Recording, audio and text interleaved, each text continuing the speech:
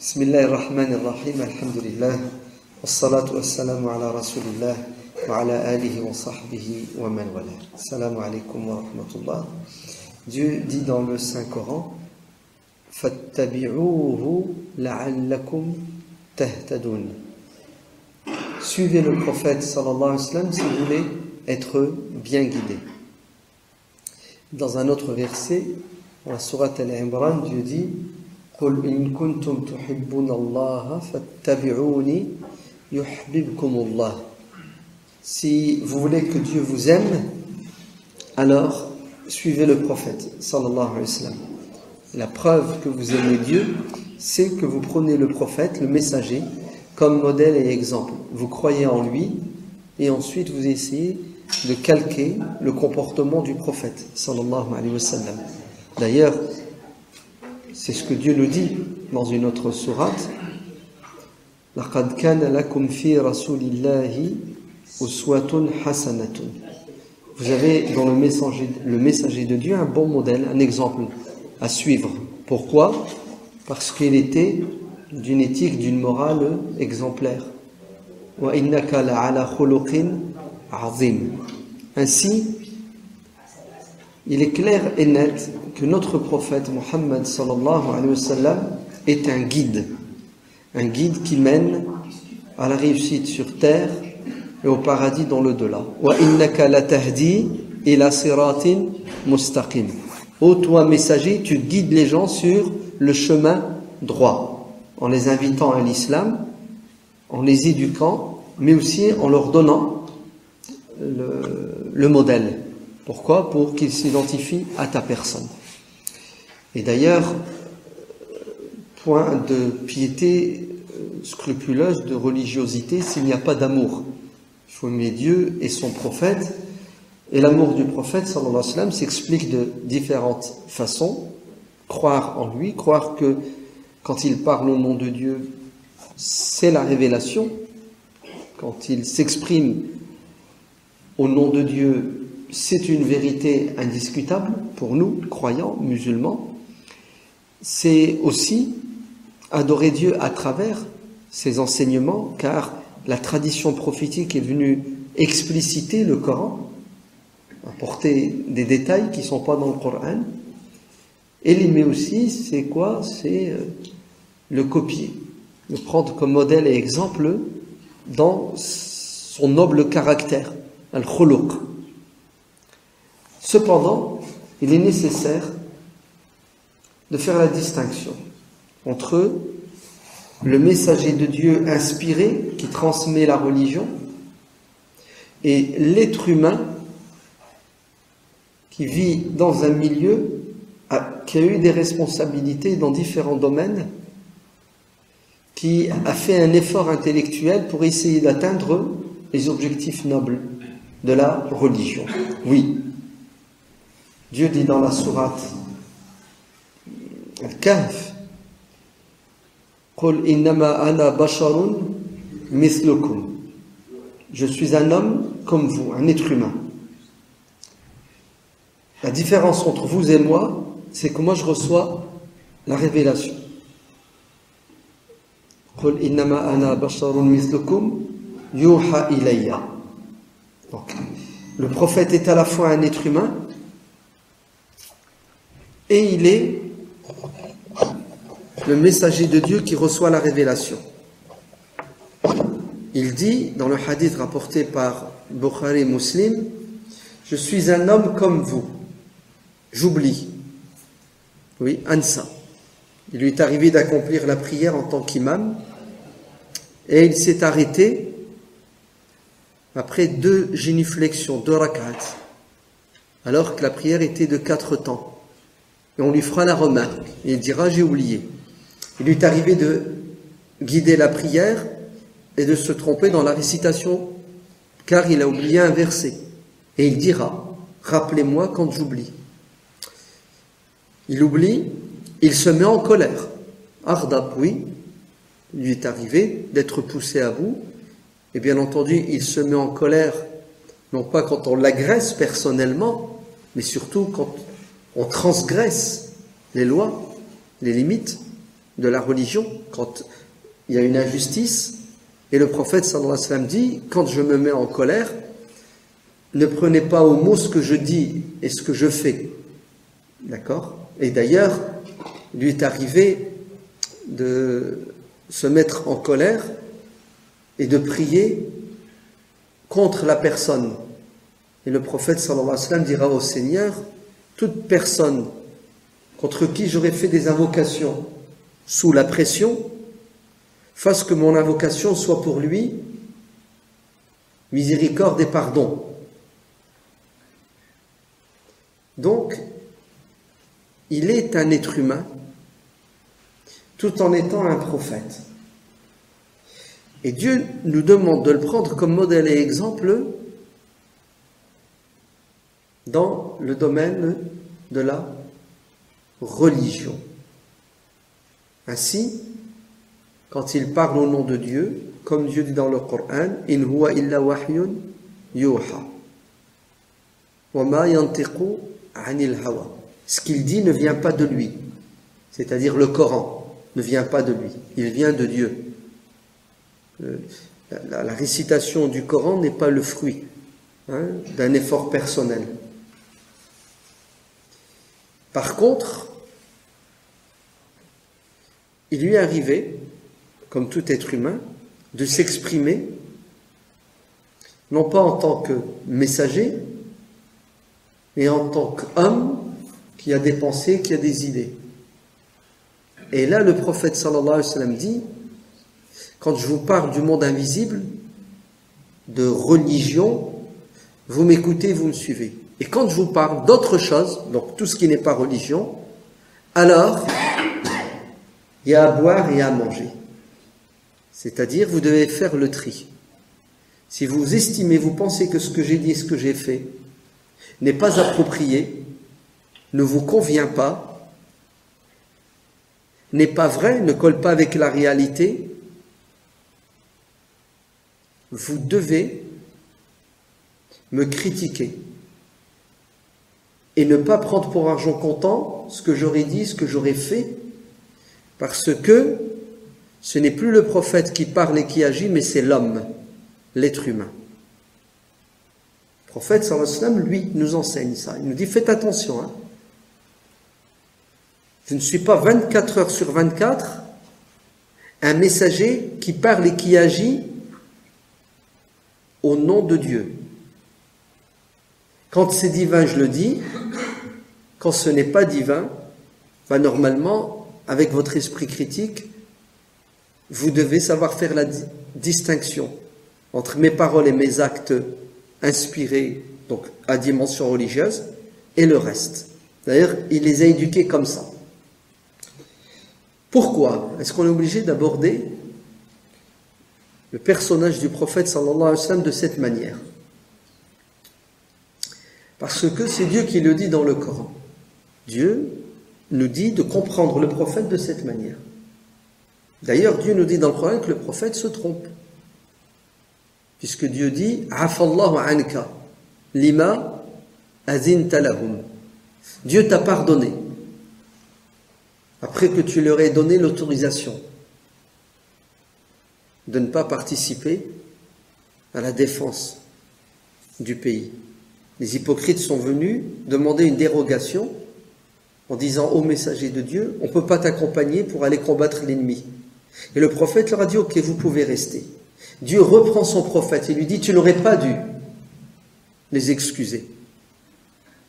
Ils doivent, comme tous les citoyens, participer à la défense du pays. Donc vous voyez que Dieu reproche à son prophète ce choix qu'il a fait. Dans un autre verset, Dieu dit à son prophète wa takhsha an-nasa wallahu ahaqqu an takhsha. Parce que Dieu a demandé à son messager d'épouser son ex-belle-fille, non. Elle est considérée comme belle-fille chez les Arabes, car chez les Arabes, il y avait une coutume, une loi qui disait que le fils adoptif avait le même statut que le fils utérin. Comme le prophète a adopté Zayd ibn Haritha, qui a épousé Zaynab ben Jahsh, Dieu dira à son prophète, lorsque Zayd divorcera de Zaynab, tu épouseras Zaynab. Et bien entendu, les ennemis de l'islam, les détracteurs du prophète, vont sauter sur l'occasion pour le traiter de quoi? D'inceste. Ce que le prophète va faire, c'est de l'inceste pour les Arabes.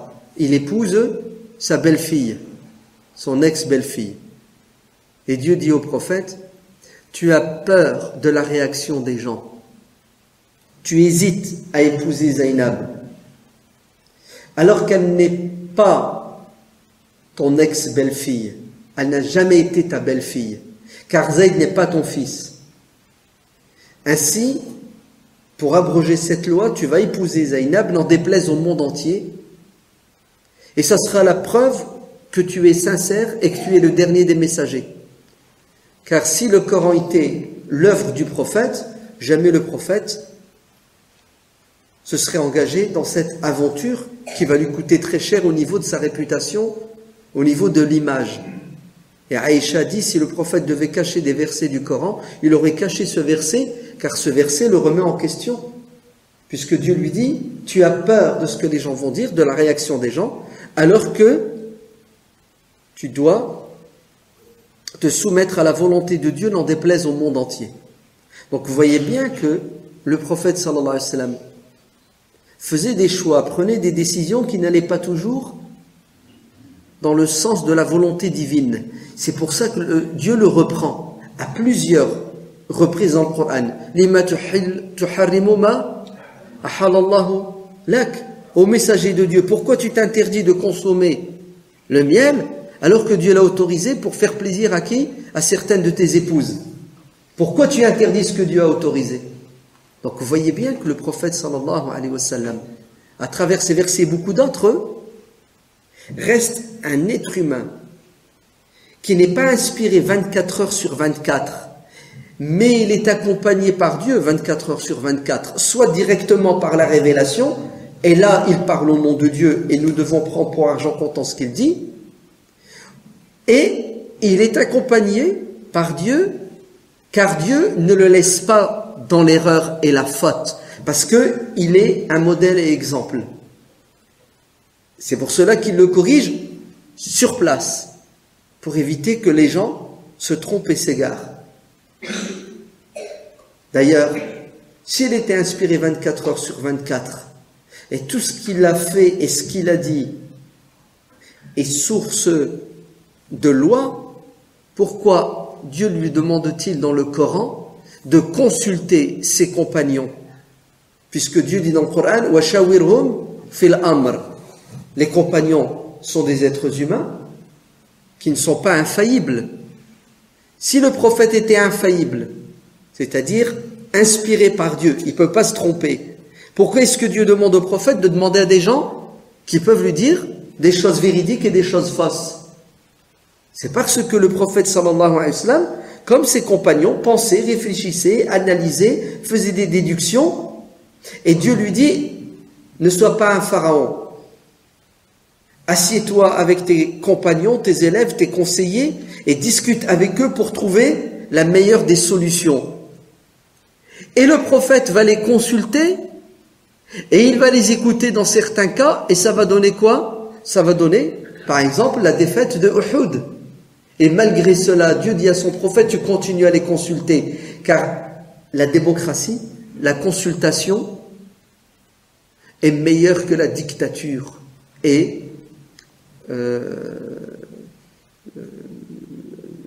la vie d'une personne. Donc vous voyez bien que notre prophète alayhi salatu wassalam est un être humain qui pense, qui réfléchit, qui agit à la lumière de quoi? À la lumière de son intelligence, mais aussi de ses connaissances, de sa culture. Ainsi, le prophète sallallahu alayhi wa sallam verra un jour ses compagnons travailler, c'était des agriculteurs, et il leur dira, qu'est-ce que vous faites? Il ne connaît pas, il vient de la Mecque, une terre aride où il n'y a pas d'agriculture. et lui dire, on est en train de polliniser ces palmiers. Il dira, ça ne sert à rien ce que vous faites. Pourquoi vous fatiguez? Et eux, ils vont prendre à la lettre ce qu'il leur dit, en croyant que c'est un avis religieux. Vous entendez? Un avis religieux. Des mois plus tard, lors de la récolte, ils s'aperçoivent que c'est la catastrophe. Et ils vont aller voir le prophète et lui dire, ô messager de Dieu, on t'a écouté, on t'a suivi. Tu nous as fait une remarque, on l'a prise pour argent comptant, regarde le résultat. Et là, le prophète le dit, attendez, vous n'avez pas compris. Quand je vous parle de religion, vous écoutez, vous obéissez. Quand je vous parle des choses de la dunya, de ce bas monde, du matériel, vous êtes plus expert que moi dans votre domaine. Je ne suis pas un agriculteur, je ne suis pas un éleveur, je ne suis pas un mécanicien, je ne suis pas un médecin. Je suis un prophète. Ne mélangez pas le din, ce qui est religieux, de ce qui ne l'est pas. Ce qui révèle de la religion, c'est ma spécialité. Le reste, c'est votre spécialité, chacun dans son domaine. Donc, continuez à faire votre boulot à la lumière de votre savoir-faire, de votre expérience, et ne m'écoutez pas et ne me suivez pas dans ce domaine-là. Donc, vous voyez bien que quand la religion nous invite à prendre comme exemple le prophète et à le suivre, ce n'est pas dans tous les domaines. La preuve, les compagnons vont le contredire en lui faisant d'autres propositions. À la bataille de Tabouk, la dernière, la grande expédition de Tabouk, à un moment donné, les compagnons se plaignent, ils disent, prophète, il n'y a plus rien à manger. Et le prophète leur donne l'autorisation d'abattre leurs montures. Les montures. Des chameaux. Dans notre hadith, des ânes. Et lorsque Ibn al-Khattab s'aperçoit qu'on est en train d'abattre des montures, il intervient. Et vous savez ce qu'il dit? Messager de Dieu, il faut arrêter le massacre. Si on abat nos montures, c'est grave. Comment on va faire pour se déplacer? Le prophète lui dit, très bien, on fait quoi alors? Ils ont faim, il n'y a plus rien à manger. Il dit, prophète, je te fais une autre proposition.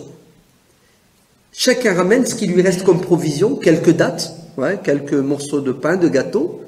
On met tout ça dans un grand drap, et tu fais une invocation, et tu demandes à Dieu de bénir le peu de nourriture qui reste, et comme tu es le messager de Dieu, Dieu t'écoute, Dieu nous donnera à boire et à manger. Et le prophète a suivi Omar ibn al-Khattab.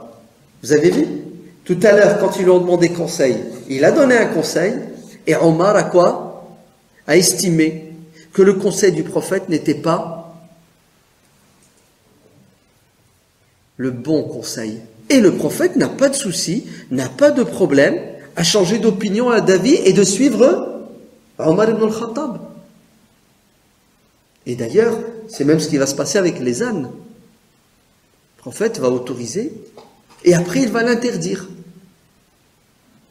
Et certains savants disent, ça veut dire quoi? C'est-à-dire que le prophète autorise, interdit, donc il y a ce qu'on appelle l'abrogation, an-nasr.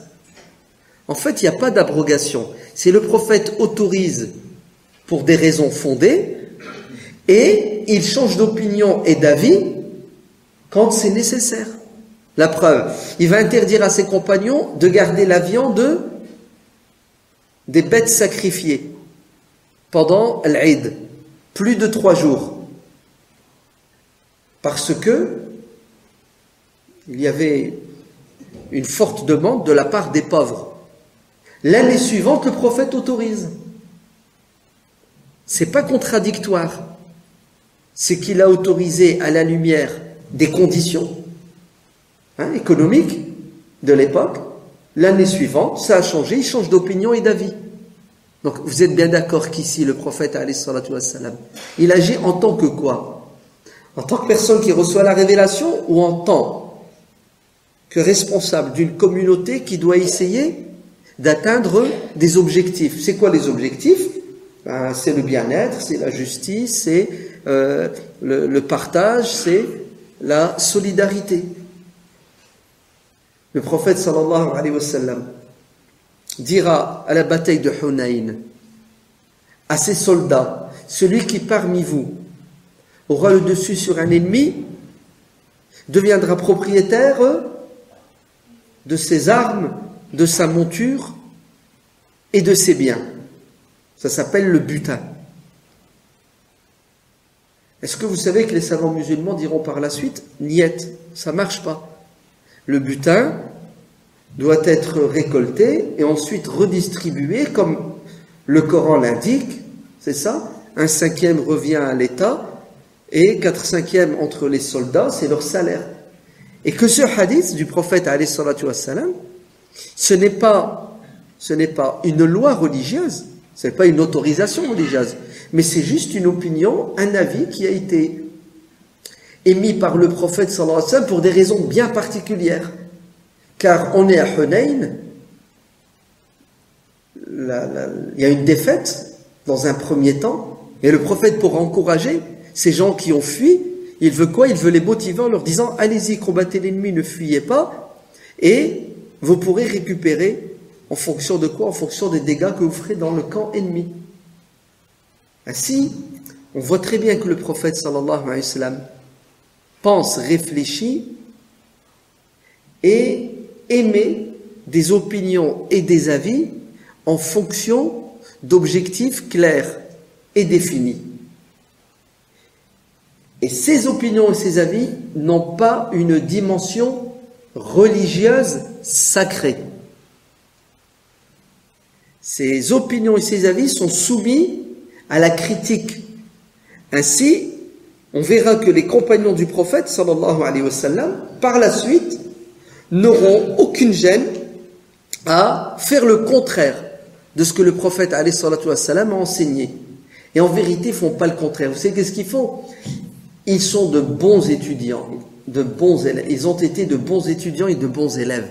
Ils ont compris la méthodologie du prophète. Ils ont compris que si le prophète a interdit cela, c'est qu'il y avait une raison. Et qu'aujourd'hui, ils vont l'autoriser pour une autre bonne raison. Car le prophète sallallahu alayhi wa sallam a compris la religion et l'a pratiquée à la lumière de ses objectifs nobles. Et l'objectif de la religion, c'est que justice soit faite sur terre. C'est que les êtres humains puissent vivre dans la justice.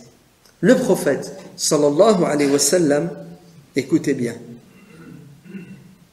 était à la fois un modèle et un exemple dans son comportement et son enseignement religieux, et pour nous une vérité qu'on n'a pas à discuter. Cependant, il était aussi un chef d'État, un responsable politique, chef d'armée, il était gestionnaire, il gérait les débuts d'un empire. C'était un conseiller, on lui demandait des conseils.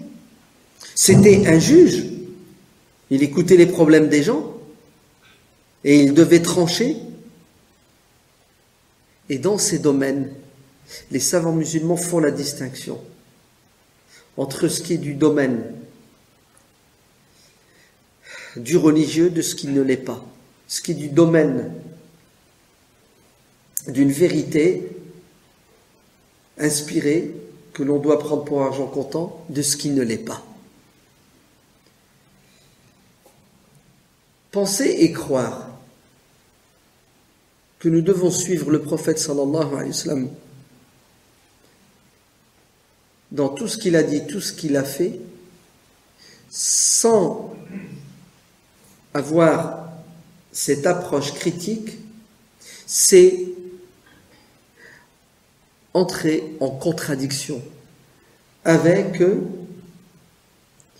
les fondamentaux de la religion, les piliers de l'islam, mais aussi avec la réalité de notre société aujourd'hui, de notre communauté. Et prenons deux domaines. Le premier, c'est le domaine de la médecine. Le prophète sallallahu alayhi wa sallam a dit dans plusieurs hadiths authentiques: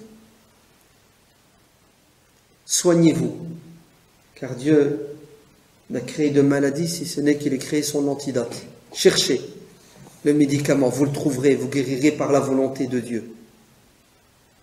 Parce que certains musulmans pensaient et croyaient que le destin nous imposait la soumission totale. À quoi? À la maladie. Et le prophète intervient et dit: non, vous vous trompez. Le médicament et la maladie sont tous les deux la volonté de Dieu. Ainsi, soignez-vous. C'est ça la philosophie. D'ailleurs, il a mis ça en pratique puisque le prophète se soignait. Quand il tombait malade, il se soignait à la lumière de quoi? À la lumière du savoir de l'époque, c'est-à-dire de la médecine de l'époque. Et la médecine de l'époque n'était pas une médecine musulmane. D'ailleurs, depuis quand une religion, une science profane a-t-elle une religion? La médecine n'a pas de religion, elle n'a pas de couleur. Ainsi, le prophète sallallahu alayhi wa sallam avait entre autres comme médecin Ibn Khalada, qui n'était pas musulman. Il recevait chez lui des médecins qui le soignaient. Et on a beaucoup de hadiths où le prophète sallallahu alayhi wa sallam nous recommande tel ou tel remède. Par exemple, le prophète sallallahu alayhi wa sallam dit, si vous voulez garder votre acuité visuelle, c'est-à-dire avoir 10 sur 10, 9 sur 10, voir clair tout le temps, tous les jours, qu'est-ce qu'il vous faut? Il vous faut le matin et le soir vous mettre du noir aux yeux. C'est ça? C'est comme ça que vous dites.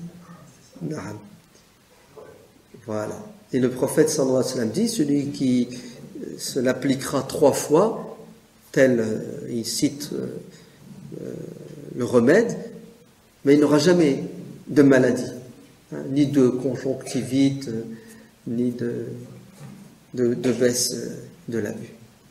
Très bien. Est-ce que ce que le prophète sallallahu alayhi wa sallam vient de dire dans ce hadith lui a été révélé par Dieu?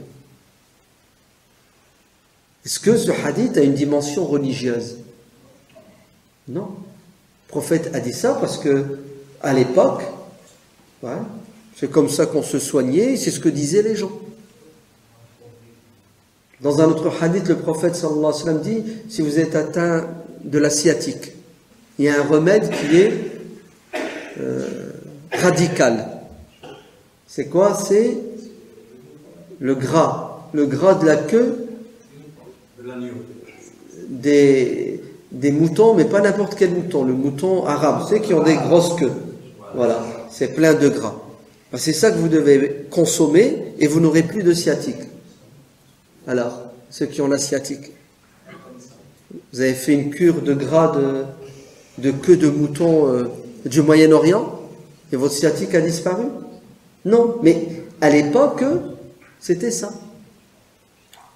Certains vont dire: non, là t'exagères quand même. Si le prophète l'a dit, c'est que c'est vrai.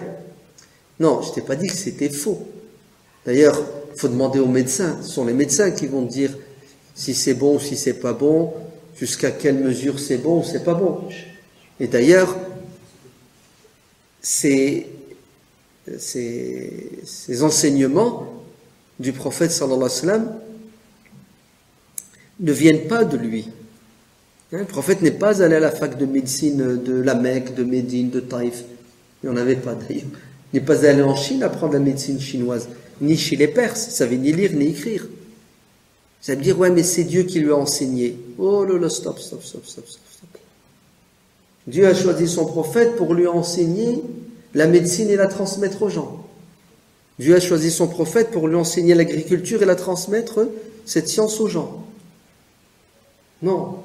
Le prophète est venu pour enseigner ce qui a trait au monde invisible, métaphysique, et les fondamentaux et les piliers dont nous avons besoin pour vivre sur Terre, dans le domaine économique, dans le domaine politique, dans différents domaines.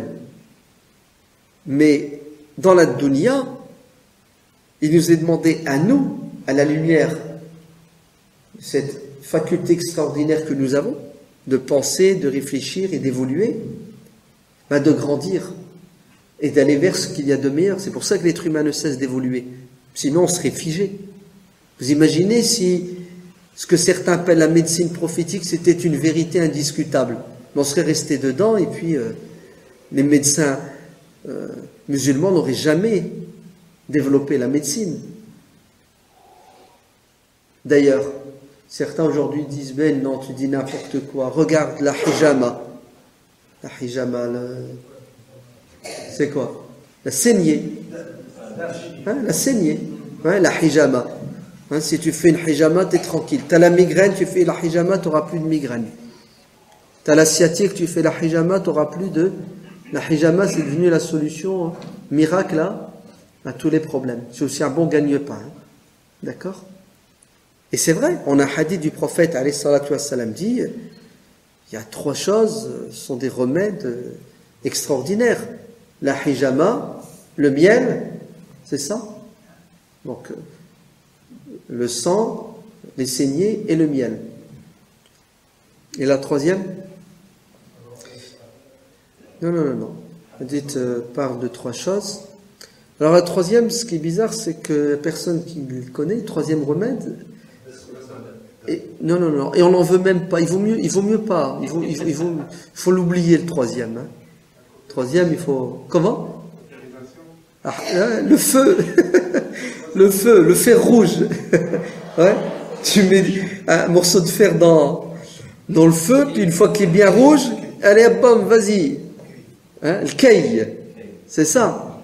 La cautérisation. Maintenant, tu te brûles.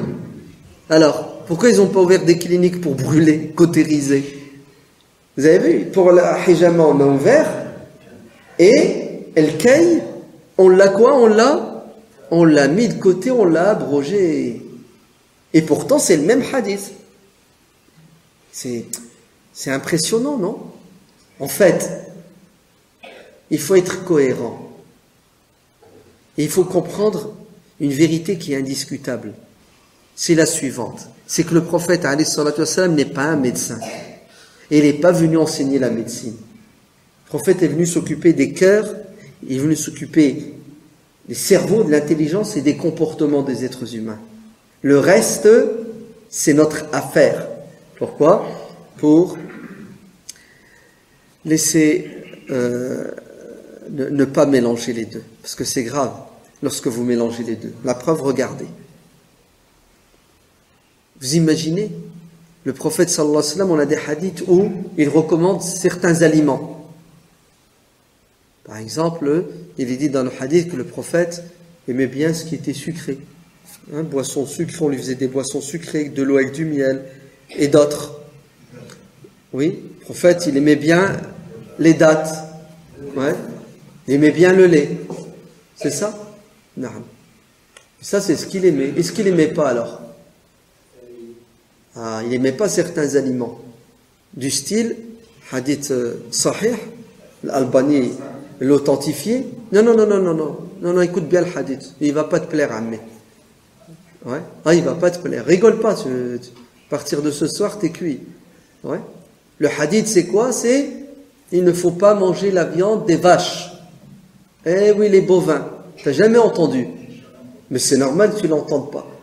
Sinon, tu vas lapider l'imam qui va te dire ça. Ouais. Oui. Hadith sahih qui t'interdit de quoi? L'ahm, al-baqar, et qui t'interdit le gras de la vache, et qui t'autorise et qui t'encourage à boire le lait. Donc vous vous rendez compte? Hadith sahih, authentique, d'après l'Albani. Ouais. Ce hadith, vous êtes bien d'accord qu'il n'y en a pas un parmi vous qui va l'appliquer? Non? Si? À partir de ce soir? Ouais. S'il y avait un boucher ici, il m'aurait tué. Il fait faillite directe. Ouais. Donc, il est évident que ce hadith, même si vous, à tout prix, vous accrochez à son authenticité, il est clair et net qu'il n'a pas une dimension religieuse. Vous entendez? Le prophète sallallahu alayhi wa sallam a dit ça pour 1001 raisons. Et vous inquiétez pas, les savants ont expliqué pourquoi il a dit ça. Mais il n'y a aucun savant qui a dit que la viande des bovins est haram ou déconseillée. Pourquoi? Parce que la majorité de nos savants savent faire la distinction. Et les premiers qui ont fait la distinction sont les sahaba, les compagnons du prophète, alayhi salatu wassalam. Lorsque le prophète dit dans le hadith sahih, différenciez-vous des polythéistes, teignez-vous la barbe. Est-ce que les compagnons se sont teints la barbe? Non. Beaucoup de compagnons n'ont jamais cherché à se teindre la barbe parce qu'ils ont très bien compris que quand le prophète a dit ça, ça n'avait pas une dimension religieuse. Après, regardez, vous avez tous une barbe, elle n'est pas colorée, votre barbe. Elle est naturelle. Quand le prophète alayhi salatu wassalam dit dans certains hadiths, teignez-vous la barbe, mais pas avec le noir, ben vous avez des compagnons qui se teignaient la barbe avec le noir. Pourquoi? Parce qu'il faut la distinction entre les enseignements du prophète qui ont un caractère religieux et les enseignements du prophète qui n'ont pas un caractère religieux. Telle la médecine, par exemple. Et on va prendre un autre domaine, c'est quoi? C'est la tenue vestimentaire.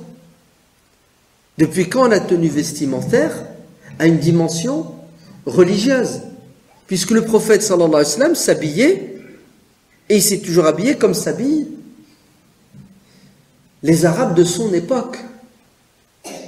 Et les vêtements n'ont jamais eu de religion. La preuve, le prophète n'a pas cherché à les convertir.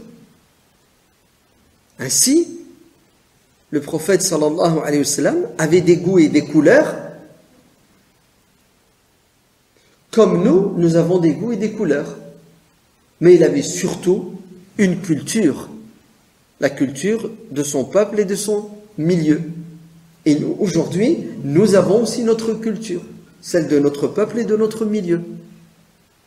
Alors pourquoi est-ce que des musulmans s'entêtent et veulent nous faire croire que tout ce que le prophète a fait ou dit est sunna? C'est faux. Sunna tashri'iyya, c'est-à-dire une sunna qui a une dimension religieuse, et une sunna qui n'est pas tashri'iyya, qui n'a pas une dimension religieuse. Ainsi, les vêtements ne font pas partie, n'ont pas cette dimension religieuse. Sauf lorsque le prophète, alayhi salatu wassalam, nous donne les règles éthiques de la tenue vestimentaire islamique. Par exemple, il nous dit, habillez-vous comme vous voulez, à condition que la tenue vestimentaire ne vous pousse pas à être vaniteux et arrogant. Al-kibr al-khuyala. D'accord? Et ne portez pas une tenue vestimentaire qui est spécifique aux religieux des autres religions.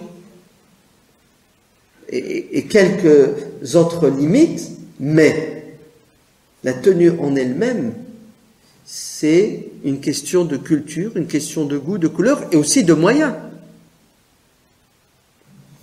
La preuve en est, c'est que les musulmans de tout temps, partout sur terre, n'avaient pas qu'une mode, mais ils ont eu et ils ont encore aujourd'hui autant de modes vestimentaires qu'il y a de quoi? De culture, qu'il y a de goût et de couleur.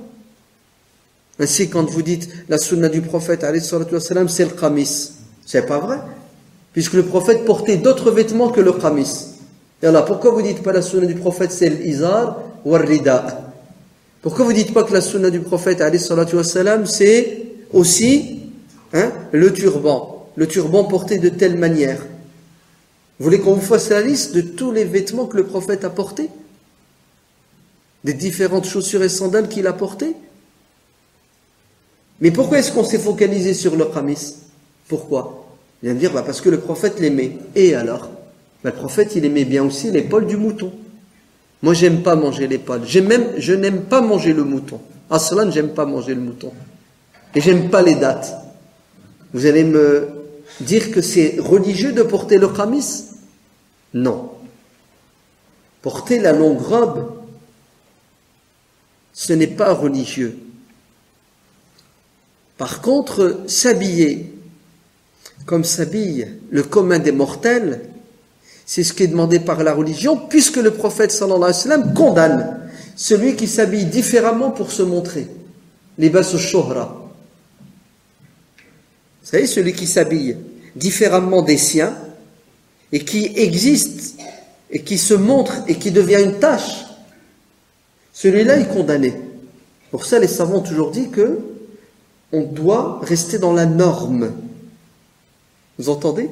Dans la norme vestimentaire, toujours avec nos règles éthiques, et ne pas sortir de la norme, car ça prête à quoi? Ça prête à des égarements manifestes. D'ailleurs, nombreux sont ces savants qui ont condamné certains soufis qui volontairement se sont créés une mode d'ascète, libas zuhd, ça s'appelle. C'est-à-dire, tu es un ascète, quelqu'un qui craint Dieu et qui n'est pas attaché au matériel, ben voilà ton costume. Automatiquement, ça donne quoi à votre avis comme résultat? Oh, lui il craint Dieu, lui. Lui c'est un pieux, lui c'est un saint. De son vivant et après sa mort. Et là on a créé une caste. Vous avez compris? On a créé une caste. D'ailleurs c'est presque un peu ce qui se passe aujourd'hui. Ouais. Oh, celui-là il fait la sunna. Le mec il suffit qu'il ait une robe blanche. Alors là si tu lui rajoutes un turban noir, d'accord?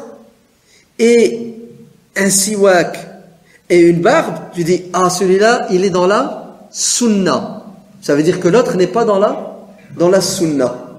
Donc, celui-là, c'est quelqu'un de pieux qui aime Dieu et son prophète. Et on vient de créer dans la communauté des groupes, d'accord?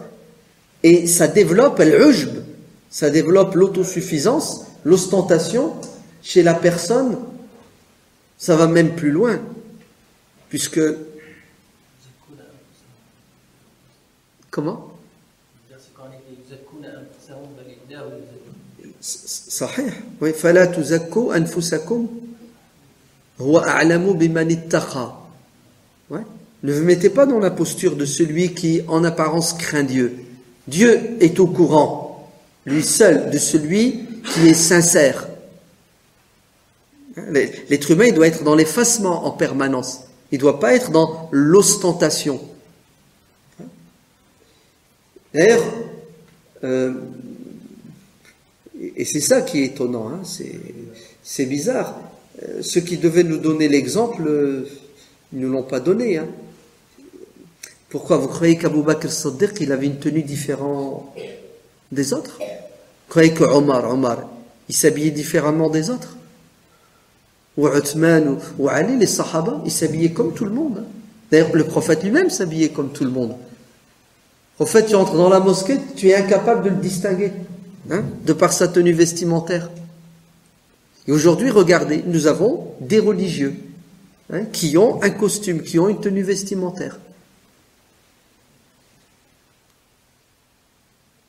Ainsi, vous avez des choses qui font partie de la sunna religieuse, c'est-à-dire ça a une dimension religieuse, et vous avez des choses qui sont de la sunna au sens purement narratif, ouais, c'est de la description du prophète, et ça n'a pas une dimension religieuse. Comment le prophète s'asseyait, comment est-ce qu'il dormait, comment est-ce qu'il marchait, etc.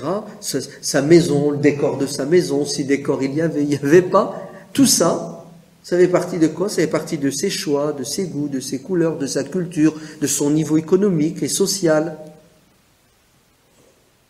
Vous devez bien faire la distinction pour pouvoir vivre votre religion dans votre société, dans votre époque, de manière épanouie, sans être en conflit avec vous-même et votre entourage. Il y a eu une polémique cette semaine sur la tenue vestimentaire. Parce que certaines personnes ont dit oui, le musulman intelligent, c'est celui qui s'habille comme s'habille tout le monde, et a fortiori, lorsqu'il se distingue, ça a des conséquences négatives qu'est-ce qu'il doit faire? Il doit arrêter d'être différent des autres. Et certains musulmans considèrent et croient que ne pas porter leur qamis, c'est un signe de quoi? De désaffection. Tu sais, t'as trahi ta religion, t'as abandonné un pilier de l'islam. Ouais, une sunna est devenue aujourd'hui un fard. Ouais? On n'a même pas le sens de la hiérarchie. Ouais, t'as pas porté le qamis, ben tu fais pas la sunna. Sous-entendu, tu n'aimes pas le prophète. Sous-entendu, tu commets un péché. Alors que le terme sunna veut dire par excellence qui n'est pas obligatoire. Si tu le fais avec une bonne intention, tu seras récompensé. Et si tu le fais alors que tu n'as même pas l'intention, tu n'as pas de récompense. Non. On a tout mélangé et on n'a plus le sens des priorités. En fait, on n'arrive pas à mettre les choses à leur place. Pour nous, tout a une même valeur. Ouais. C'est pas qu'il y a des choses qui sont haram de manière indiscutable, qui font consensus. C'est pas qu'il y a des choses qui sont obligatoires, qui se discutent pas. Il y a des choses obligatoires qui se discutent. Il y a des choses qui sont obligatoires dans telle école qui ne le sont pas dans une autre. Il y a des choses qui sont haram chez les malikites et qui ne sont pas haram chez les shafi'ites. Alors là, je ne vous parle même pas de ce qui est recommandé, de ce qui ne l'est pas. C'est évident. Pourquoi? Parce que nos savants ont analysé les textes, les comportements du prophète, alayhi salatu wassalam, et ses dires. Et ils ont des méthodologies différentes. Par exemple, l'imam Malik, rahimahullah, était quelqu'un de très critique par rapport aux hadiths transmis et qui n'étaient pas mis en pratique ou qui n'existaient même pas dans la pratique des gens de Médine. Pour lui, les personnes qui étaient les mieux placées dans la compréhension et la pratique de la religion, c'était les enfants des compagnons et les petits-enfants des compagnons, qui ont été imprégnés de l'enseignement coranique et prophétique. Et quand tu viens et tu lui ramènes un hadith à l'imam Malik, tu dis non, ce hadith je n'en veux pas parce que il est en contradiction flagrante avec la pratique religieuse. Vous avez vu comment l'imam Malik tenait compte de quoi? Tenait compte de quelque chose qui est fondamental, c'est le milieu. Les Médinois, la pratique de la religion des Médinois était une référence pour lui. Le milieu est important, le waqi', pour pouvoir comprendre certains pans de notre religion. Et c'est le waqi', le milieu, qui nous dicte parfois comment nous devons pratiquer et aborder certaines questions religieuses. Et ça nécessite une conférence. La dialectique, le texte et le contexte. Comment le milieu a un impact sur le texte. Est-ce que le texte, c'est lui qui change, qui doit changer, ou est-ce que c'est le milieu, le contexte qui doit changer? Mais ça fera l'objet, Inch'Allah, d'une autre intervention. Donc, arrêtons les guéguerres vaines et futiles sur des questions qui ont déjà été tranchées depuis les premiers temps de l'islam. Tout ce que le prophète a dit, fait, n'est pas sunna. Et sunna, ce qui a une dimension religieuse, et dans la sunna, vous avez des choses qui sont recommandées ou qui sont déconseillées. On va s'arrêter ici parce que c'est l'heure de l'Aïcha. Puis que Dieu nous donne la bonne compréhension de la religion et la bonne pratique dans l'amour de Dieu et de son prophète et des êtres humains. Wallahu alam, walhamdulillahi rabbil alamin.